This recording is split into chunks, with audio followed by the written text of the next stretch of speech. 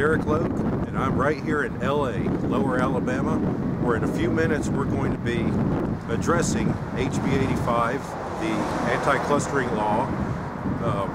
I came with a bunch of people to oppose the upcoming bill, and in a few minutes we'll be in there giving our personal testimony.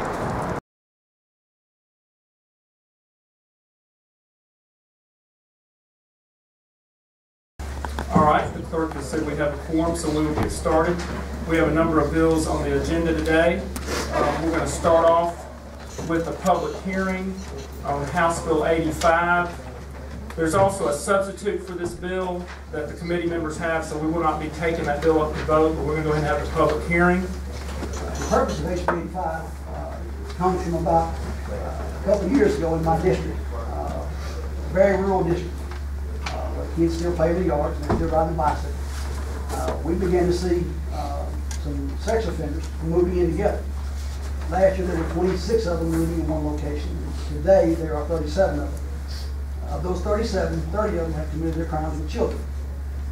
And as you can imagine, the neighbors are scared smack to death about this situation. When you also look that, as I began to think about what to do and how to do with these individuals, we decided to come with what most people call an anti-clustering bill. And that is simply a bill that says they can't live more than so many of them together within a certain number of feet of each other. And the point of this bill is to move them 500 feet away from each other. It carves out some exclusions for children. It goes to the adult sex offenders. As to where these people are going to go, I can't really answer that question for you today. But I know that I go back to what my mama taught me as a child, growing up. When you got in trouble as a child, you asked me what happened, and you said, well, me and so-and-so did something. Mama said, change your friends.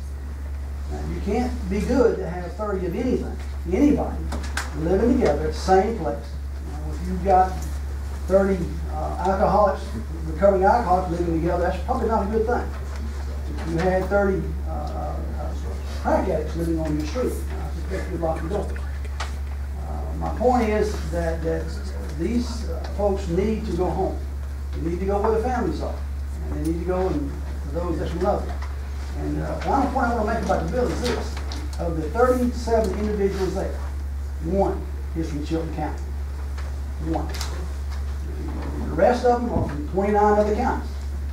They're being recruited to our county. I don't mind taking care of my family problems. And we'll do that.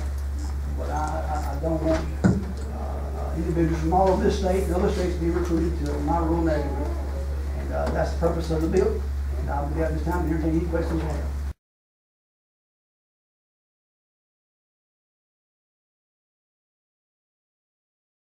This, in roughly 18 months, are the number of sex offenders that established a residence in Chilton County that was not at 40 County Road 374. There are about 12 or 13 of those in there. This book contains those who set up an address at 40 County Road 374. In creating a spreadsheet here I have available if anyone would like to see, if the total comes out to 37 different sex offenders. Now of those 37 sex offenders, they come from 29 different counties all over the state of Alabama. Now these are not individuals who were convicted of crimes like indecent exposure or, public lewdness, anything like that. Those are not individuals on this list. If you look at the crimes on this list, everyone on here is sodomy, it's rape, it's sex abuse, enticing a child for a sexual act. They are crimes where obvious decimation and victims' lives were impacted. Now, looking at some of the other statistics here, as I said, 21 of them convicted rapists, 14 convicted of some form of molestation, 30 out of the 37 committed their crimes against children. I know there's been some questions here, well, doesn't that make it easier for law enforcement to keep up with these individuals? Well, dealing with our local law enforcement and the questions I have asked, I believe law enforcement are going to do their job if they're here somewhere else. The problem is, as Kurt alluded to, is that while it's like-minded people, a lot of times act in concert. Now, I'm not saying they abducted a child and 30 of them abused this child. That's not what I'm saying. But what I'm saying is, if one sex offender is supposed to be at this address and he decides to walk down the road, which you can't drive down County Road 49 in Chilton County without almost hitting some of these individuals because they walk the road constantly. They go in backyards. I've had people come up to me and say, you know, they tried to come in my house. They are constantly asking, can I do this, can I do that? Some of the living conditions there, it's my understanding, there's not always running water. There's not always electricity.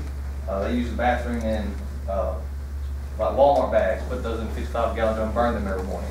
Well, they also have to apply for a social assistance check. They give that check to Mr. Martin, who is classified as their caretaker. So I believe it's more a money-making scam than anything else. I think it's kind of close with, this is a church. From my research, I've not been able to find any particular affiliation or denomination that accepts Triumph Ministries as a recognized church. Any kind of documentation showing that Ricky Martin is a licensed pastor, any type of documentation that shows he's a licensed counselor. This is not a state-sanctioned halfway house. If you look at these information packets, and it's reflected on this flowchart spreadsheet I've made here, you have to list the relationship of the person that you're establishing an address with. And as you go down this list, it'll say clergy, clergy, clergy. A few say friends, several say halfway house. Now, this is not a licensed halfway house. You may ask yourself, why is it not a licensed halfway house? Well, the recidivism rate for the common criminal is between 50 and 60%. So if you have a thief moving down your street, would you be surprised if something went missing out of your yard? I would argue the answer to that is no. The recidivism rate for sex offenders is between 80 and 90%.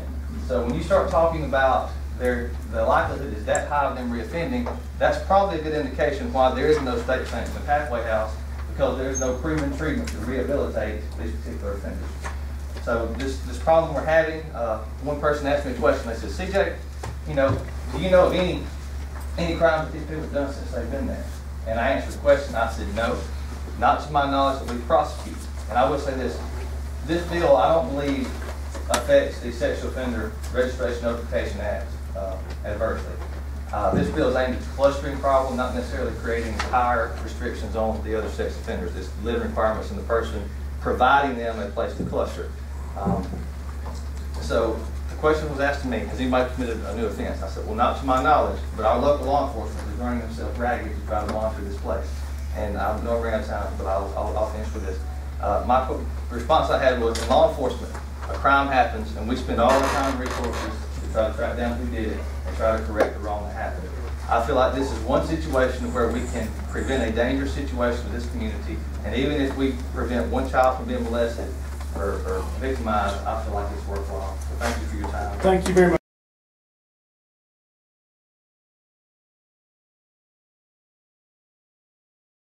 I come here today to challenge this bill.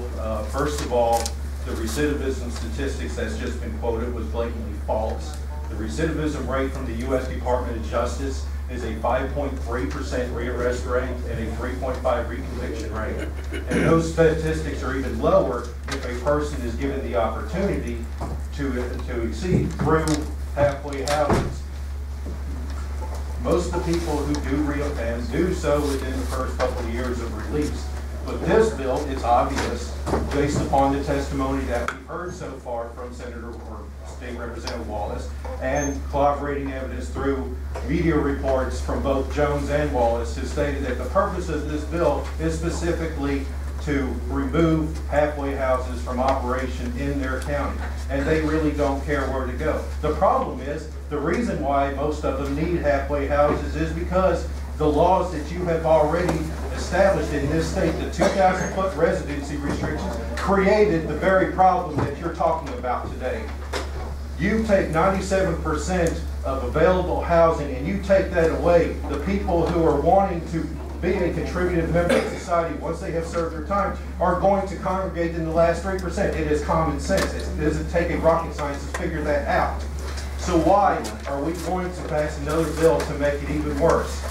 In 2005, Iowa passed what was then the most restrictive sex offender laws in the country.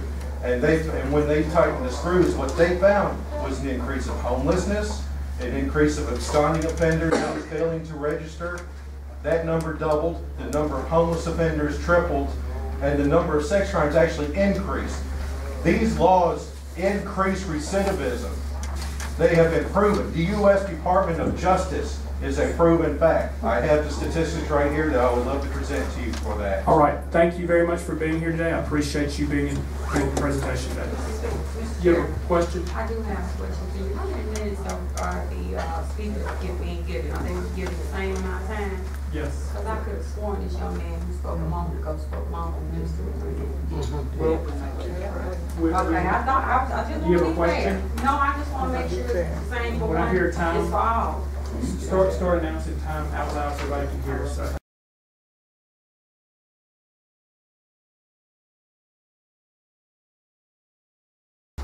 For those of you who are not familiar with Shiloni Transformation Ministry, it is a ministry. It is a ministry that is located in Birmingham, Alabama, and it is, or was, a halfway house that was operated fully within the law. However, this exact same bill was introduced on a provisional basis inside of Jefferson County, specifically the Class 1 municipality of Birmingham, Alabama. Since that time, it has effectively stopped that ministry from being able to help these sex offenders, not only on a transitional basis, but also from a basis of helping the community. See, what a lot of people do not realize is I would much rather have sex offenders all clustered within one area, because at least then you know where they are. If you have, such as if you take the homeless laws, whereas these sex offenders can now register as homeless, there is no notification that goes out that is issued by the counties, so no one knows exactly where they are. They don't even have it listed on the state website. Secondly, it increases chances of recidivism. It limits people from unalienable rights to life, liberty, and pursuit of happiness. And what makes sex offenders untreatable in the eyes of the state of Alabama when Alabama is one of only 7 states inside of this union that chooses to blatantly disregard the U.S. Department of Justice Center of Sex Offender Management proven studies and facts that actually show quite blatantly that treatment does work if it is done within a controlled President, I have questions for you. Sure. The reason why I ask is because my wife's a psychiatric nurse, and I hear about that, and they have a place up in UAB that basically the counselor up there is treating there. You talk about these homes or these halfway homes. Where would you suggest that we put them? Well, it's not a question of where we should put them. It's a question of how can we get them to where we can have them operate. Okay, and the second question is are you qualified to basically, or what sort of qualifications are these individuals in these halfway homes, or these homes that are basically qualified to treat these individuals? Well, in regards to Shiloni Ministry, it was actually founded by a minister and his wife. They started out doing prison ministry, and they are here today. They are 2 of the opponents that will be speaking momentarily.